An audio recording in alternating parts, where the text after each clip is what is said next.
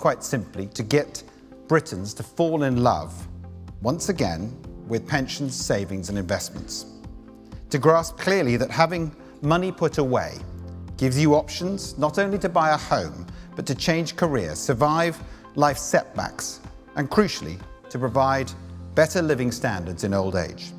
Addressing an audience who represent millions of savers and are responsible for managing billions of pounds worth of assets, new Pensions Minister Guy Opperman set out his priorities to trustees, managers, finance directors and service providers at the Plsa annual conference. State pension is a much better offer than it ever was before.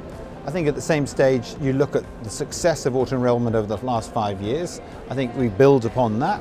And I think we have to then make sure that people are engaged, whether it is through dashboard, whether it is through a midlife MOT, with what the future holds, so that they then have that engagement and a reassessment of their finances so that they have savings for the fuller lives that they have now. One system viewed as a global pensions leader is that of Australian superannuation, which uses targets and models of living to illustrate what levels of saving will mean in real terms in retirement. When I go on national radio and campaign for increasing the SG contribution, I point out that large numbers of people on the age pension in Australia during the summer can't afford to turn on the air conditioning. That gets a lot of cut through, as you can imagine, when it's 42 degrees in Melbourne.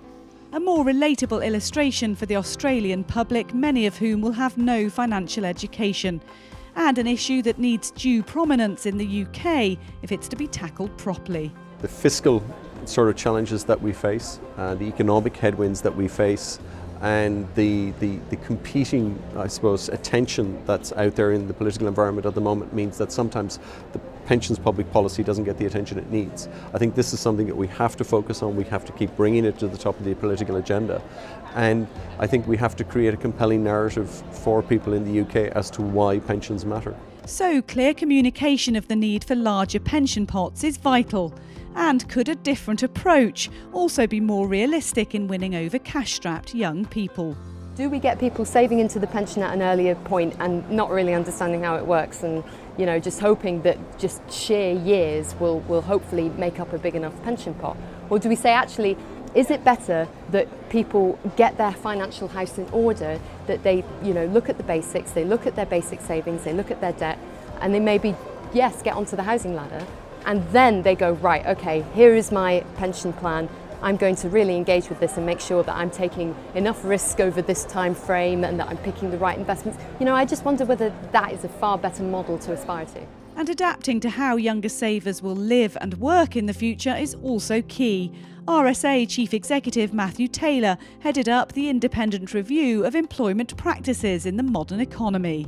I think that education should take place much more across your life course, and needs to, because jobs are going to change. We're going to need to reskill and retrain.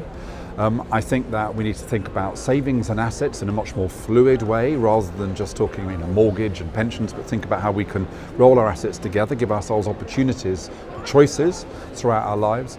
And I certainly have no desire to retire on a particular date. You know, I want to carry on working. It's clear that working is good for people's well-being. So another day of thought-provoking content and unrivaled networking opportunities for the hundreds of industry leaders who have gathered in Manchester to listen, influence, collaborate and learn.